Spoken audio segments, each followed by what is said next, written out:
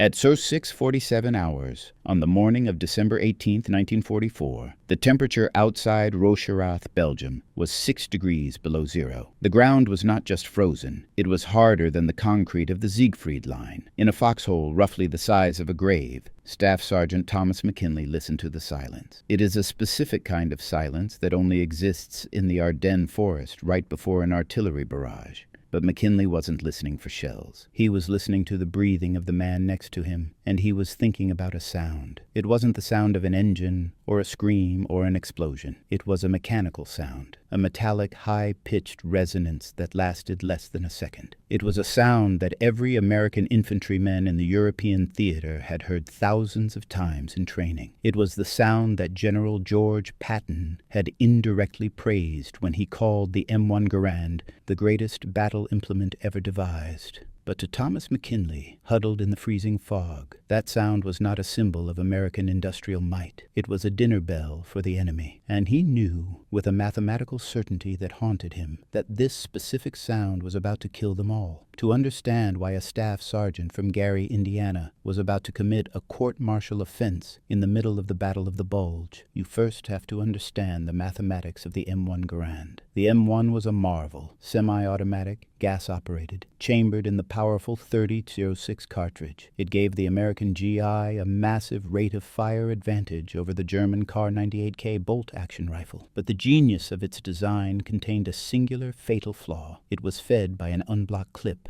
holding exactly 8 rounds. When you fired the 8th round, the clip didn't just stay in the gun. The bolt locked back, and the empty steel clip was ejected upward and out of the receiver with a distinctive ringing ping. In the chaos of a massive firefight, with artillery pounding the earth and machine guns tearing up the trees, you might think a tiny metallic ring would go unnoticed. You would be wrong. German infantry doctrine in late 1944 had evolved specifically to exploit this sound. Veteran troops of the 12th SS Panzer Division, the very men currently advancing through the fog toward McKinley's position, had been trained to count. 1, 2, 3, 4, 5, 6, 7, 8, ping. That sound signaled a mandatory 4-second window of absolute vulnerability. For 4 seconds, the American soldier was unarmed. He was fumbling for a fresh clip with frozen fingers, eyes down, weapon useless. For the German soldier, the ping was the signal to break cover and charge. McKinley knew this because he had watched it happen. Just days earlier, he had watched his best friend, Corporal Eddie Martinez, die for this exact reason. Eddie was 22 years old. He had survived North Africa. He had survived the beaches of Sicily. He had survived the hedgerows of Normandy. He was a veteran who knew how to use cover and knew how to fight. But behind a stone wall outside Rocherath, Eddie had fired his 8 rounds. The clip ejected. The ping echoed off the frozen stones. And before the echo had even faded, a German Mauser cracked once. Eddie died with a fresh clip in his hand. 3 seconds too slow. He didn't die because he was careless. He died because his rifle told the enemy exactly when to shoot him. Now, as the morning fog began to shift gray shapes into focus, McKinley looked down at his own weapon. It looked like an M1 Garand. It had the woodstock, the gas cylinder, the sights, but if you looked closely at the receiver just forward of the trigger guard, you would see something that did not belong in the U.S. Army. It was a modification that McKinley had built 3 weeks earlier in a drafty barn, working by flashlight with scavenged parts. It was a modification that violated every regulation in the Ordnance Department's manual. It was a modification that could send him to a military prison for 20 years. But McKinley had done the math. He looked at the 7 men left in his squad. He looked at the tree line where an entire company of SS Panzer Grenadiers was massing for an assault, and he decided that he would rather face a court-martial than watch one more friend die during a reload. The Germans were coming, and they were counting to 8. What they didn't know was that Thomas McKinley had changed the numbers. Thomas McKinley was not an engineer. He was not a weapons designer from Springfield Armory. He was a factory worker. He grew up in Gary, Indiana, under the perpetual orange glow of the U.S. steel blast furnaces.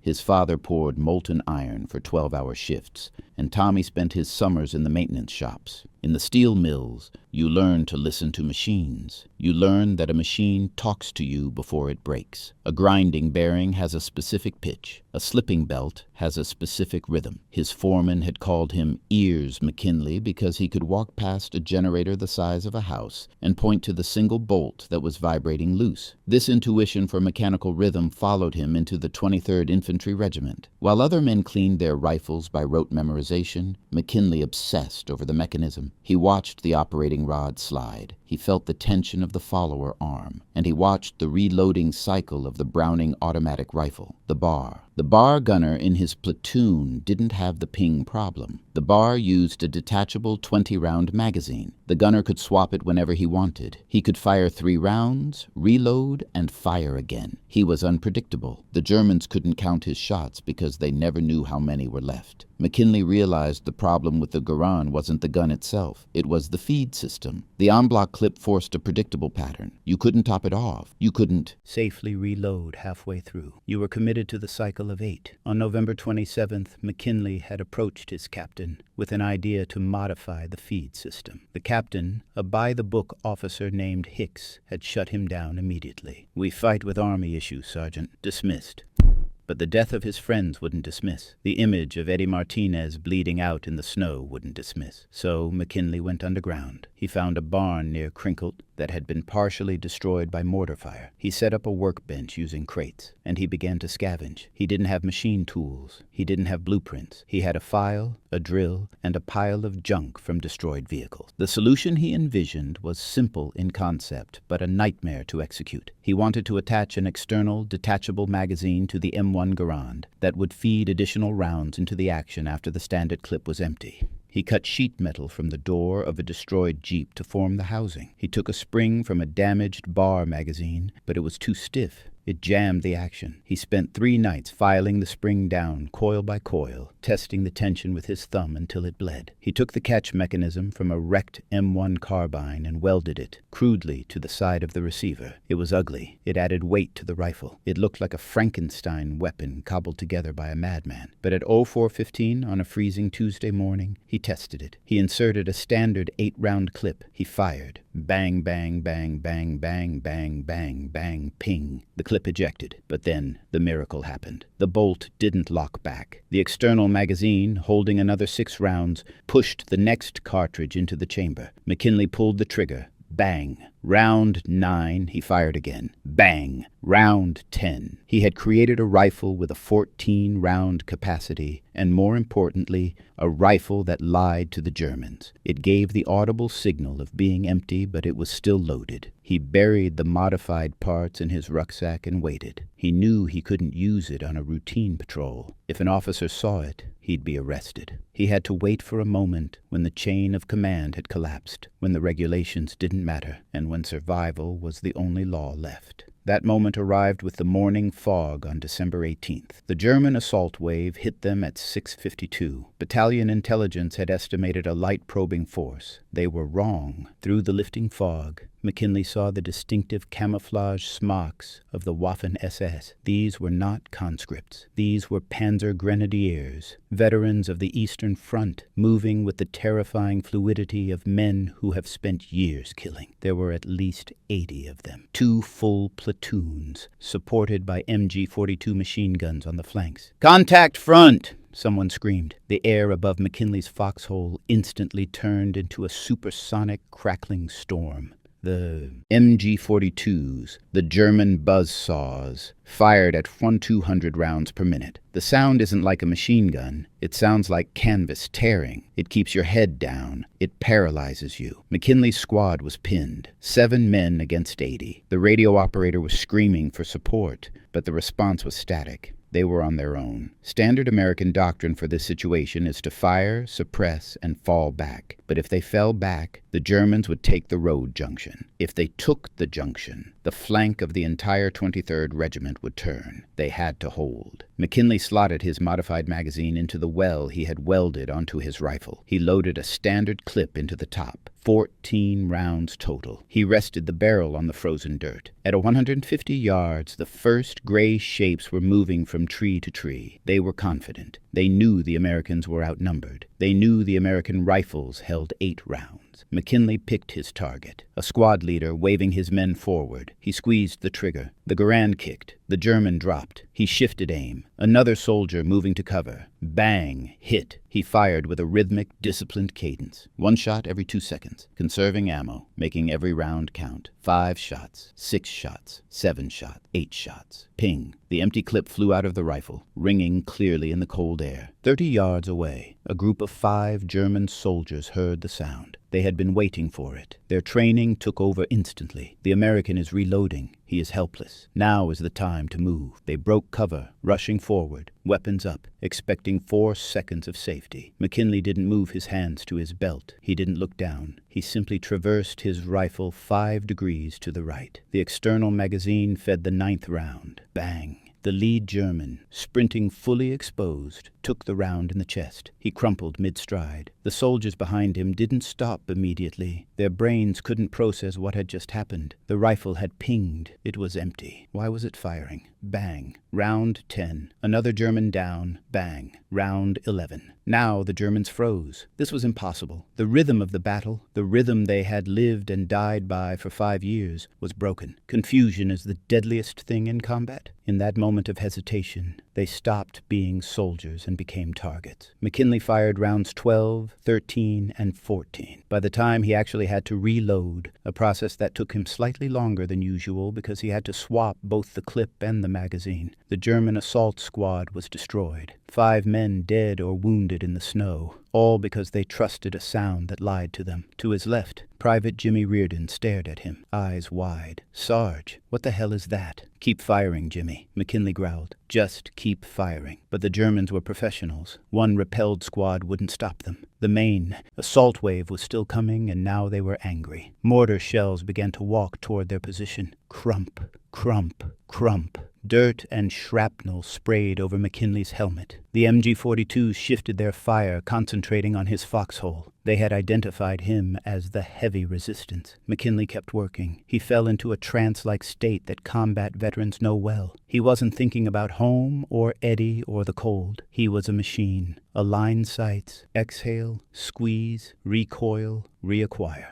The Germans tried to flank. He waited for the ping on his standard clip, waited for them to move, and then cut them down with the reserve rounds. He did it again and again. He was using the ping as bait. He was actively inviting them to attack him, using their own training against them. It was a tactical trap of devastating effectiveness. By 0730, the snow in front of his position was littered with field gray bodies. But then the ground began to shake. The sound of tracks on frozen earth is unmistakable. From the tree line emerged the angular, menacing shape of a Sturmgeschütz III, a Stoogie assault gun. It was a tank killer, armed with a 75mm high-velocity cannon and armored with inches of steel. Against infantry, it was a monster. It could sit 400 yards away, immune to rifle fire, and blast McKinley's foxholes into oblivion with high-explosive shells. "Armor!" Reardon screamed. "Sarge, we gotta move!" If they stayed, they died. If they ran, the infantry would cut them down. McKinley watched the Stoogie. It stopped at the edge of the clearing, 300 yards out. Its commander was cautious. He wouldn't advance without infantry support to protect his flanks from bazookas. He waited for his grenadiers to move up and screen him. This was the moment. The German infantry began to break cover, emboldened by the tank's presence. They swarmed forward, assuming the Americans were suppressed by the armor. McKinley realized the tank wasn't the target. The tank was blind without the infantry. If he could strip away the eyes, the beast wouldn't move. He adjusted his sights. He ignored the massive steel hulk and focused on the men running alongside it. He fired. Ping. He kept firing. He dropped the squad leader communicating with the tank. He dropped the radio operator. He dropped the machine gunner covering the tank's treads. The Stoogie fired its main gun. The shell impacted 10 yards behind McKinley, the concussion nearly knocking him unconscious. His ears rang, blood trickling from his nose. He shook his head, clearing the vision, and went back to the sight. He was firing so fast now that the handguard of his rifle was smoking. The wood was charring from the heat of the barrel. He grabbed a handful of snow and slapped it onto the barrel. It hissed, turning to steam instantly. He kept shooting. The German infantry, hammered by this relentless, impossible volume of fire from a single position, broke. They couldn't get close enough to the tank to protect it. The tank commander, realizing his infantry screen was evaporating, panicked. He was alone in the open, blind and vulnerable to American anti-tank teams he couldn't see. The Stu-G reversed its tracks, spinning in the mud, and retreated back into the tree line. A single rifleman, with a modified spring and a piece of a jeep door, had turned back an armored assault. By 09:30, the shooting stopped. The Germans withdrew. McKinley slumped in his foxhole. His hands were shaking so badly he couldn't light a cigarette. He looked at the field in front of him. Later, the official body count would be staggering. 95 confirmed German dead in the sector. Not all were McKinley's, but the vast majority lay in the specific fields of fire covered by his position. For 48 hours, McKinley and his squad held that junction. They held it until reinforcements from the 1st Infantry Division arrived. They held the road that kept the American line from collapsing. When the relief column finally arrived, a colonel from the 2nd Division walked the line. He saw the bodies. He saw the spent brass piled ankle-deep in McKinley's foxhole. He looked at the weary sergeant, and then he looked at the rifle.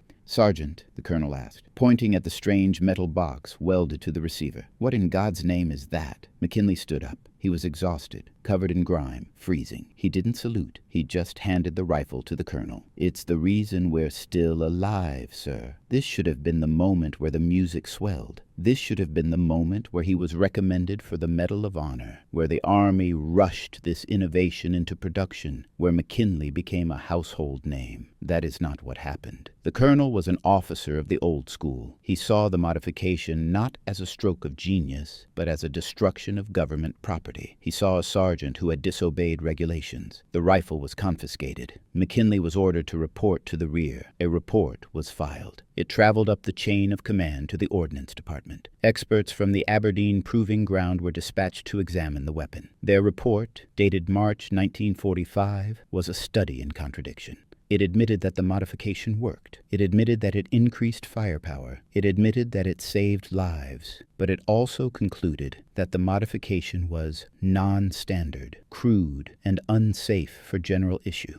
The Army had already decided to phase out the M1 Garand in favor of the upcoming M14, which wouldn't be ready for another decade. They didn't want a stopgap solution from a factory worker in Indiana. They wanted a polished solution from an engineer with a degree. But something interesting happened before the rifle was locked away. The armorers in the 2nd Infantry Division, the guys who fixed the guns, they saw it. They saw what McKinley had done, and they whispered about it. In the weeks following the battle, a strange phenomenon spread through the division. Soldiers started showing up with enhanced rifles. Crude, field-made magazines appeared on M1s and other platoons. There was no official order. There was no manual. It was a virus of survival. German interrogation logs from January 1945 record captured American soldiers being asked about the new automatic rifle that didn't ping. The psychological impact was real. The enemy stopped rushing the reload. They became cautious. That caution saved an estimated 800 American lives in the final months of the war. Casualty rates in units that adopted the unofficial mod